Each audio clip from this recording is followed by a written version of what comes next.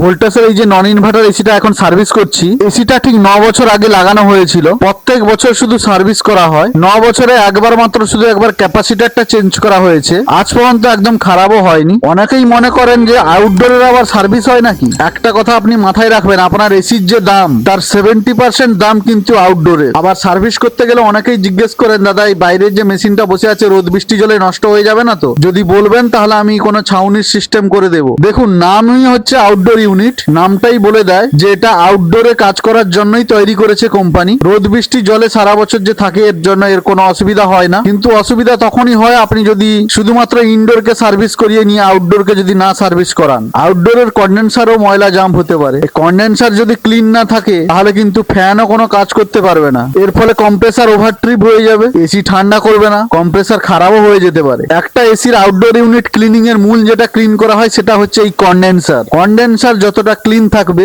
AC কিন্তু তত ভালো ঠান্ডা করবে। এখানে শুধুমাত্র এই একটা এসি নয়, এরকম আরো 5খানা এসি আছে। অনেক জায়গায় এরকমও দেখা গেছে 2 থেকে 2.5 বছর পর সার্ভিস করতে গেছি। তার মানে এই নয় যে আপনি ভাববেন যে এসি চলেনি, এসি কিন্তু চলেছে। অনেকেই মনে করেন যে হ্যাঁ আচ্ছা এই বছরটা কোনো রকমে না সার্ভিস করে কাটিয়ে দিই, আগের বছর একদম করে নিব। এর ফলে এসি থেকে নয়েজ আসবে, টুকরো টুকরো রাতে আবার বরফও পড়তে পারে, এসি থেকে ওয়াটার লিকেজের সমস্যাও হতে পারে। এই এসিতে যে গ্যাসটা আছে R22, এখন আর এসি গুলোতে এই গ্যাস ইউজ করা হয় না। এখন নন ইনভার্টার হোক আর ইনভার্টার হোক সবকিছুতেই কিন্তু R32 ইউজ করা হয়। R32 গ্যাস হচ্ছে ইকো ফ্রেন্ডলি রেফ্রিজারেন্ট। তার মানে এই নয় যে R22 ইকো ফ্রেন্ডলি রেফ্রিজারেন্ট নয়। অনেক জায়গায় আবার এসি সার্ভিস করতে গিয়ে এরকমও দেখেছি 2-3 বছর শুধু টেকনিশিয়ান এসে ইনডোরটাই সার্ভিস করে দিয়ে গেছে। 3 বছরে একবার নাকি আউটডোর ইউনিট শুধু সার্ভিস করা হয়। যেসব এরিয়ায় ভোল্টেজের সমস্যা আছে বা যেসব এরিয়ায় 200-র নিচে ভোল্টেজ থাকে সেই সব এরিয়ায় কিন্তু এসির জন্য এক্সট্রা স্টেবিলাইজার লাগাতে হবে। বিশেষ করে নন ইনভার্টার এসির ক্ষেত্রে 200-র নিচে যদি ভোল্টেজ নেমে যায় তাহলে কিন্তু এসি স্টার্ট নেবে না কম্প্রেসার। স্টেবিলাইজার লাগালে শুধু এসির ভোল্টেজ ঠিকঠাক রাখে না,